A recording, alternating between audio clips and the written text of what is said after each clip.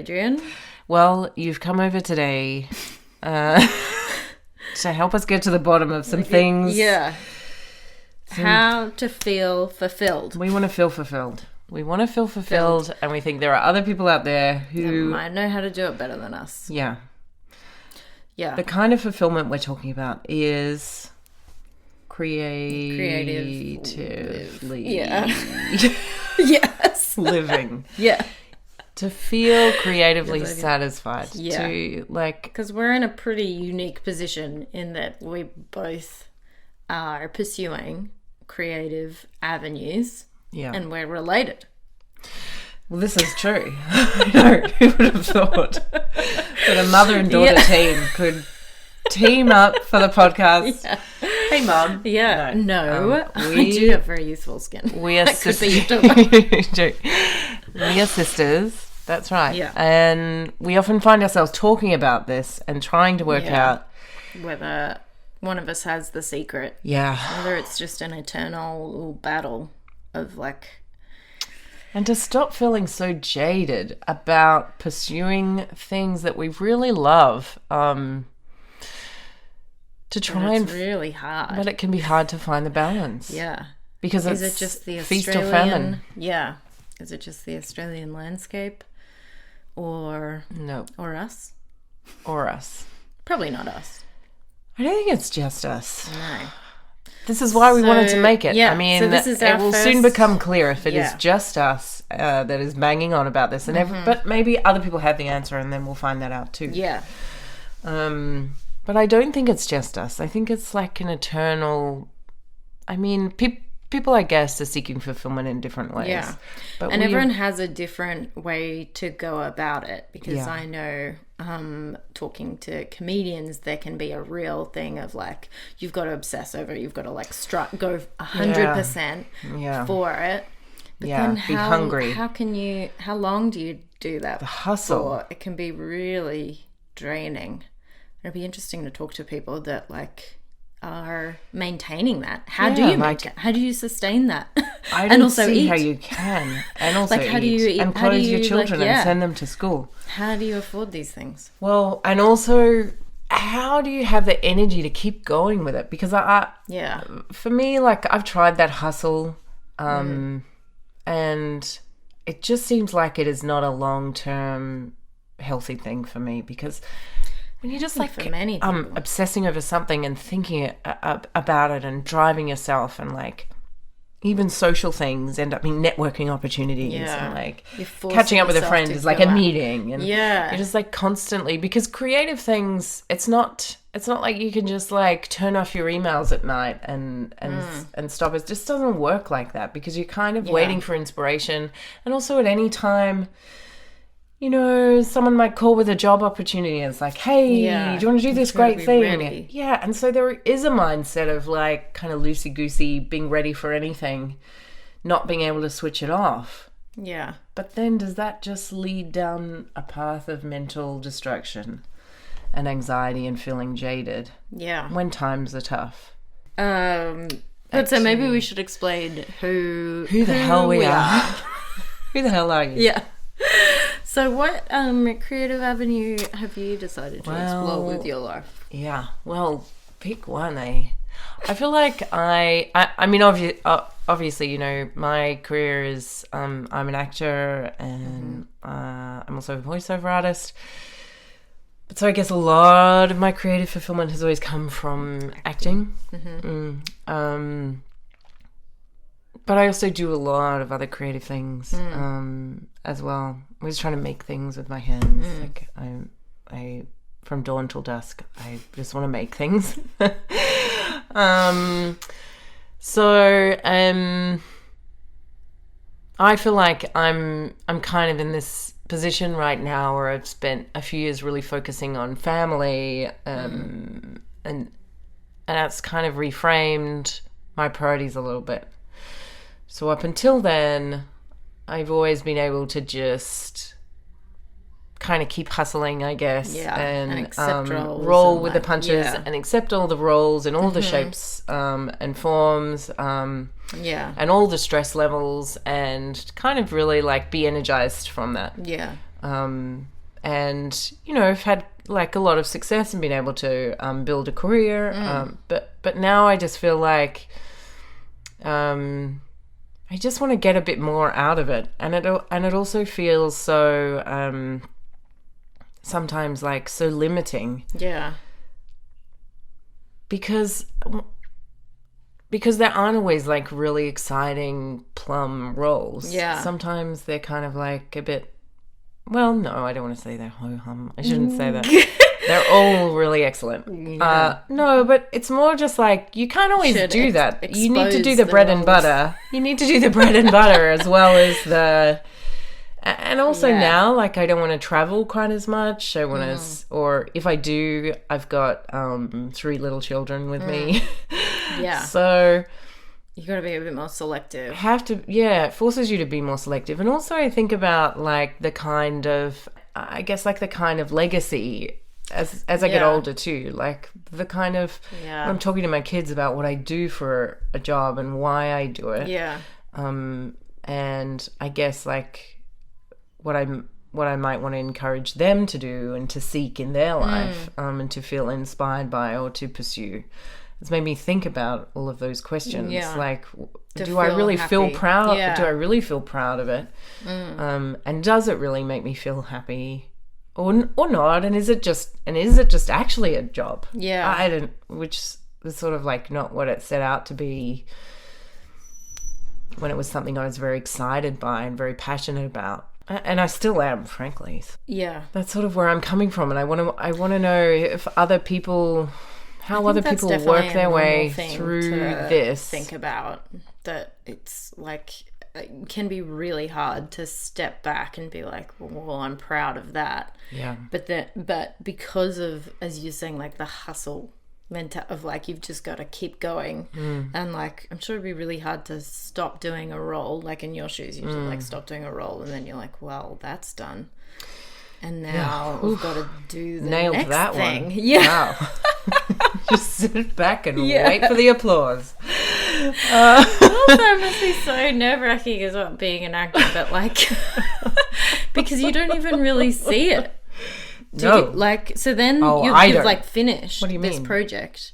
And then hopefully someone will see it. Yeah, otherwise, no, but like it's months is what I'm saying. Because I guess yours is such a delayed return. Sometimes it whereas can be a whole year. I do stand-up comedy, which is like pretty immediate. If you're like, this is like you're waiting for the laugh, and if it doesn't come, 3? I don't wait. Is it like a 3-second rule or something? But I mean, is it a 3-second rule? And then if the laugh doesn't come within 3 seconds, it's not going to come. Yeah, you wouldn't wait longer than 3 seconds. Is a long time. Long time in comedy. You're just waiting. Yeah, it's a pretty boring show. It's like, okay, I guess we'll move on. Yeah. I waited for you get a lot of feedback. Your feedback instant feedback. Instant. Which can be, which can be a real high. Like there's this adrenaline that can just like surge and take over, which when it's over you're like you can be that kind of like either proud of it, but then you are just thinking about the next one. And then it's really hard to separate the like, well, when a show doesn't go well, you know, it's just to 6 people in Fitzroy at like 10:30 and someone's got their head in their hands. But that just makes it burn even more. Well, it can, but it can also be like, well, why am I doing this? Yeah. Like, what? Like other people aren't feeling this like pure like self. Yeah. Loathing. I wouldn't call it a self. Yeah, I was nearly going to say self-loathing, but like it's pretty not like, a nice rough feeling. That it's just like, well. Maybe I'm not good at this and I shouldn't keep doing it. But then you've already said yes to something for the next night, so then you force yourself to go out the next night. I guess that's all part of it, that you just got to keep going even when it's like really that's tough. The creative process though, is like most people don't sit down and like write a masterpiece or stand up and do an amazing comedy show. Like all these things evolve over time, so it is part of the creative process, is trying stuff and failing at things. And I don't know. But then, yeah. So how do you find that balance of like, yes, how does it not destroy your life? Exactly. And like, how do you feel proud about it and tell your kids when to, you like, do this have is to a say worthwhile yes to thing something to pursue? Exactly. You know, and is it or is it not? Maybe it's like, not. Maybe this is not the point healthy. we're at. Yeah, exactly. That we were talking about it. I mean, like maybe it's not healthy to put so much pressure on any one thing, like whether it's creative or not. But maybe it's just not healthy to solely rely on this one thing as being like, that's who I am. I don't think it is. I would say that is unhealthy. Yeah. Yeah. Based on my experience, I would say like that is not healthy. Yeah. Raewyn. Yeah. Take a strong hard look at your choices. But then we come around to the whole like hobby versus career. Should it be a hobby? It's being more fulfilling, but then you know that maybe you'll never like succeed as much if you're only viewing it as a hobby. This is like the perpetual cycle that you're in. That's right. That it's like, well, you've got to try really hard, but then actually your mental health can like be really like, oh my god, this is all in, and it's really scary. Well, that might be a good segue to talk about what you do too, because your comedy is somewhat of a hobby sometimes, or a second career. Yes, because you have another day job, depending on how busy it is. Crush or bomb any show. Crush or bomb. If I crush, I'm the you still have to get up at 6 a.m. the next day to go and feed the lambs. Yeah, exactly. Straight from the teat. They are thirsty. But you've never had a problem lactating. This day job never ends.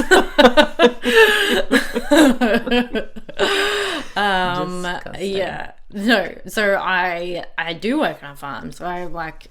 Well, it's interesting because we both grew up in the country as well. I think that is kind of interesting that we've moved to the city. Yeah. And like we're both pursuing these very like creative roles. Yeah. But yeah, I've always like just liked farm animals, and I like caring for them, and I like talking to people about farm animals. And so yeah, I look after a whole bunch of livestock at an open to the public farm so people can visit. But I think that is a really good, there's something really ultimately grounding. I was gonna say, can you get anything more grounding than cleaning up after like it really does. Cleaning up the poo of animals. Cleaning out a stall. It's very humbling. Of 3 smelly goats is quite a humbling thing. Yes. So then it doesn't make that bomb in like North Melbourne last night. So you can quite say that. As in exactly. This is the lowest anyone could get. Is that what you're trying to say? No one could get as low. It could not be. No, but it is grounding, isn't it? So like when we talk about balance. Because it's very much maybe that's fulfilling in a different way. Yeah, but so maybe that's actually what you've sought out without really analysing it too much. But it's that I get the ultimate fulfillment from just doing those little tasks, and maybe other people would think of it as like, I don't know, there's the meditation kind of aspect to it where it is just like these repetitive tasks of cleaning, of raking, of like you're just making food. But it is kind of like if you do it all the time, it is almost like you don't even have to really think about it. Gosh, that's like me with my knitting. Like I could just knit. I find it so meditative. I could just like knit all day. Yeah. Yeah. And me with my milking. We're both creating masterpieces. 2 for the can, 1 for me. Disgusting. And greedy. Yeah. Greedy. I share it around. But no, maybe, that's how we've managed to not be totally insane. With your knitting, where it's like you are just and the making the things with my hands, there's a similarity of it, I think, and maybe this is part of our upbringing too in the country. I don't know. And like, mum and dad were very creative. Like mum was super creative. They're both really into music. Lots of sewing, and we grew up in the country, so it's we spent all our time outside looking after animals, making stuff. So I guess that's maybe like Yeah, maybe that's really like kind of ingrained in us, a really healthy way of, keeping us grounded amidst these kind of really... Yeah. That you don't just need to be maybe as such of an adrenaline, like you don't need to be seeking out other people as well. I think maybe that's part of it. That like, some people do just... It's really like, oh, well, you've got to be busy. Like, there's that mentality of like, oh, I've got meetings. And like, it's just your friends. Like, yes, I've never understood that. Like, well, I thought we were just having lunch. Time. That's right. I thought it was just lunch. No, this is a business meeting. Yeah. Oh, okay. Because we talked about stand-up. Blame it on tax? Yeah, some people do. Like, actually, they'll do a $4 coffee and be like, oh, but we talked about stand-up. I'm like, okay. I don't know if that means you can blame it on tax. I'm no expert. Yeah, who knows? Go see your tax accountant. Don't rely on our advice. We do not offer financial advice. It's a disclaimer. Yeah, disclaimer. That is interesting. So it'd be interesting to see how other people, whether they're successful, like either successful, like in their field of being like, oh, they're... I mean, what even is success? I was going to say like, oh, they're famous. Yeah. But is that success? Well, or I guess it's just being able to live off of it. So relative, isn't it? Exactly. We would see it as being able to live and provide, I guess. Yes. A roof over one's head for as one and one one's family. Yeah. One's. Yeah. For oneself or one's people. Yeah. Well, I guess that's sort of the benchmark. Yeah. Well, yeah. If you're putting so much time into it, you do want to be like monetarily compensated. But it can be so otherwise, how could you have any time to do it? Period of time where it is like it's about the investment phase, where it's like you don't get any return. I mean, stand up feels like it's all that because you are just like you're trying to build up. Yes. Your material, which has to be like practiced so many times, so you have to be like constantly going out, and you very rarely get paid. Do you have to go back into that again, like for a new show anyway? So like you're sort of always in the investment. Exactly. But I guess you've built up. Yeah. So then you should hopefully be able to go niche. back to because I guess your trusted material that you know is going to be good. But that's the whole the whole aim is to get that trusted material. Yeah. But then it can feel like creatively not fulfilling. Yeah, it's such a weird thing that it's like, you know, it will work and you know it can be funny, but sometimes it's a mountain to climb to get sparking that like creative thing in you. Like there's nothing better when like you've just thought of something that day and then you say it that night and it like kills, because then it's like, oh wow, like maybe that's what it is. That it's like, maybe I am good at this because I just thought of that, and it was like this spark, and it was like no one else could tell it, and I was a bit nervous because you are nervous about it in that moment, and you couldn't have thought about that without all of the other stuff that came before to get you to that point. And you've doing anything new, you've always got that like little nerves, so then it just feels even more like rewarding to get past that. Whereas like it can still be fulfilling to do that trusted stuff, but nothing beats doing I feel like the same thing with jobs sometimes. You know, you sort of like research for the character and you're sort of like creating this whole background and you think that you know how someone is and how they'd behave, and then you go in to film that day and you've got an idea of how the scene will go, but then, you know, the director will just like say something that gives you this extra spice, and then something sinks inside you and you're like, oh, it's this. And it's just that like this one extra level which makes it all make sense for that moment, for now, why they're saying it right now, and like why it means so much to them right now. And you couldn't have got all of that without all of the work that you'd put in beforehand, you know, like if you just rocked up that day as a character and like all the levels crap. And that's why I guess like that's the creative investment you're always putting in, but that's what you get out of it too. That's why like those moments feel so good. Right. And that's it. And that's why we keep doing it. But I guess that's also exhausting, and we can't always all be at the peak, right? No. Because you couldn't sustain it. Like, no. How do these people sustain it? Like, if you are So it'd be really interesting as we talk to people, other acting friends of yours and comedians. Actors, directors, comedians. Maybe to talk about, like, how a couple of people with other careers who find, there's some lawyers and doctors and that still find ways to get this creativity into their life and have found coming at it from a different standpoint, I guess, to us. Yeah. This is what we want to work out. Yeah. Yeah. So maybe we can make some money. That's what it's all about. Yeah. That bottom line. That's what we are. Big materialistic gals. I just want to sleep at night too. Like, I just want to feel proud. Mm-hmm. So, like, you can, like, talk to your kids about what you do and feel proud of it. And like, not feel so jaded that you don't want to encourage them to, like, go and... Yeah. Well, like, do that dance concert. Yeah. Like, follow your dreams and... Yeah. Yeah. Without, like, making, like, a jaded comment that they'd be like, breath. I want to be an actor. You'd be like... Yeah, you'd go like, gulp. Oh. Yeah. That's interesting. But have you thought about... I know. Hairdressing instead? Yeah. Something that's, like, just a bit more dependable. Or anything else. Literally anything.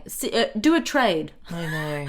And that's always the joke, isn't it? Like, everyone always jokes about that, but it sort of is real. Yeah. That you do want that for your kids, because you know it comes with... Yeah. A creative career is fraught with inconsistencies and feast or famine. Yeah. You get that thrill. And plus, maybe you're just, like, making the world a better place a little bit at a time. No. Nah. Feed the lambs. That's more noble. I don't know. If we're going to talk about, we wanted to ask other people about their failures. Oh, yeah. Should we share? Yeah. Got any failures? Do you want to share any particular failure? Anyone you could choose Me? From the multiple failures. Oh man, there's so many, isn't there? How can we choose? Like, I don't know if there was a project I went, or breakout or like milestones where you're like, yes, maybe this is. No, a failure that I can talk about is like what I find really hard to balance is having enough brain space. So, people often talk about getting back into the workforce after kids and stuff, but it's more just like when you've got a really full plate, juggling all of the commitments that we all have, to actually have enough brain space to do something creative that's not just joining the dots. Yeah. Is really difficult. Yeah. And so I've had a few things where I've tried to do them and I've flown too close to the sun. Yeah. And I got burnt because I had no time to prepare. Yeah. And I think because you have to sometimes you can succeed and you can fluke it, but if you don't have the time to put that work in, because you're juggling sick kids or other responsibilities or partners away or whatever, you're looking after someone who's sick or... I mean, it's such different fluke, big life things that we all have. I'm not saying like I'm the only one experiences it. We all go through these times, but it can just feel it felt really terrible to me because because there's like when it's like twice in the last year that I know that I've really wanted to do something, but I haven't had any time, and so I've had to just like go in with confidence anyway. And say like, yep, I'm here to do this. Yeah, it hasn't gone as planned. Yeah, and then it didn't go as planned. And I don't think I nailed the scene. And I felt really unhappy about it. Yeah. And, like it's kind of crushing. Yeah. So I guess that's a failure because I don't have the balance. So it's like, I don't know. I can look at it in terms of we can't all have all the balance all the time. No. And, Well, you fly that's too what close I was to the just sun, you thinking get as you're burnt. And I'm saying, just, like, and my life is flying by the seat of my pants because I Yeah. don't, because I just feel like the older you get, the less time you have, right? Yeah. And the more things you want to do, and the less time you have to do them. So then it's just like hard to do anything with the same kind of finesse and quality that I used to really insist on when I was younger. Now it's just like, I'm going to give it a red hot go. Yeah. This is my instinct, and I'm going to do this. And now I got to go and pick up my 6-year-old from the bus. Yeah. Okay. Yeah. See ya. Yeah. And it's just, like life is hectic. So Yeah. I don't know. Anyway, I that's guess some of that's my failure, and I think I'm not alone in that. But it doesn't feel good when it is your passion. Yeah. And you don't have the chance to put things into it, all the energy you need, and the time. It's just time sometimes. Sometimes it's time. Yeah. What's a failure for you? Well, Ray. Yeah. I mean, which one? Which one? Oh gosh, we could be here all day. Just wait till she gets going.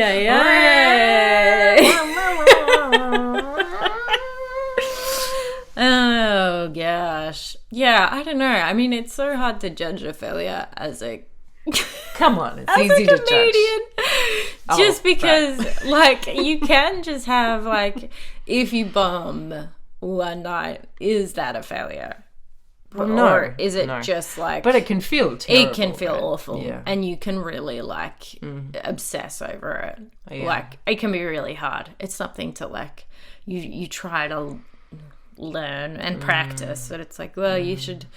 However long you celebrate your wins is as long as you would mourn the like bomb. Yeah. Because you like... That's right. But it's never accurate. Your like amount of time that you're like, yeah, I crushed that. And then often like you may be on the high the next day, but often the adrenaline's worn off and you're like, yeah, but a bad bomb, you're thinking about it a lot. Like for days after. A bomb in Bendigo where you have to drive 2 hours home and you're like, maybe I could just drive off. So you're like, oh my god, what just happened there? And you're just like, don't drive off. well, I didn't. And I don't think you are. I mean, but you know, that's how low you can sink. Where it's just feel like, really like, what's that? It's the what's the point feeling because it's hard. It's hard to do what you're doing. And I think like the drive from Bendigo is just an illustrative. It's not a drive anyone should do. It's quite a beautiful drive, really. When you're high. Yeah. Like, I mean, not actually high. High on life, people. Quite a beautiful drive. But yeah, like anything, I guess, when you're low, it can just be it's pretty salt in the wound. I guess that's any job though, but it feels like particular to creative endeavors where you're like trying to, you're putting your own little slice of it into it, and then this failure is like, it's hard not to take it me. personally. Well, exactly. When someone is like, you. Yeah, well, it is just me on stage, and there's these people that don't like me, and I'm trying to connect with them, and it's not working, and you can't. There's just nothing you can do. You just have to ride it out. And this is what it would be really good to get some advice from others too, is like how they deal with this, because I think that's true of all creative people, because if you've created something, you know, it might not be like, you know, your voice, body, acting, or jokes. It could be like, you know, your knitwear, your like your designs. Yeah. Like there's a whole raft of things. I guess if it's anything like a bit of you in there, so it's like it's reviewed by someone else. I remember like reading in this acting book, I think it was Stella Adler, who's this famous acting teacher. When I was younger, I read that she said actors need to have the heart of a lion but the skin of an elephant. I think I might be misquoting here. It was definitely the skin of an elephant. It's tough. You have to be like tough on the outside and then soft on the inside. Lions aren't soft. Yeah, so maybe it's not heart of a lion. That's why as soon as I started to say it, they're so gentle. What has a Let me soft heart? hug them. I don't know what has a soft heart. Or I guess there's some... Is it an elephant that has a soft heart? You have to be an elephant. Have a heart? Were they telling you you're an elephant? You're trying to put a good spin on it? Totally massacred. Oh, yeah, wow. Well, the memory beautiful of elephant. Stella Adler's teaching you.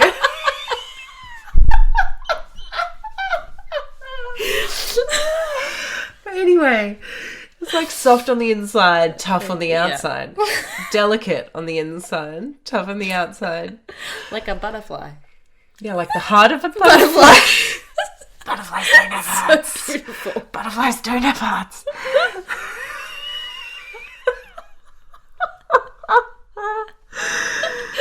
Oh, well, you know.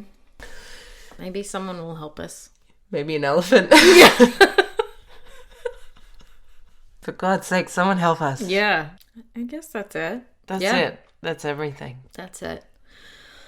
All right. Well, Adrienne, as we say at the end of every episode, that's a take. A take.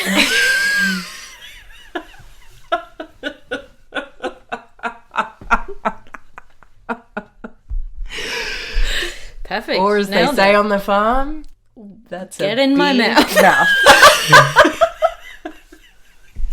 my God. Get in my mouth.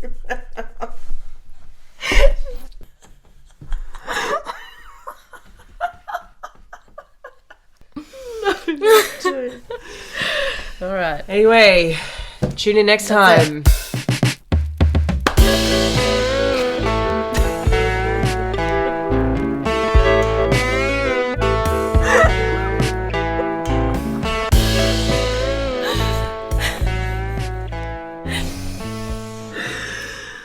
Oh, gosh. Whoa. Well, that was pretty quick. That was excellent.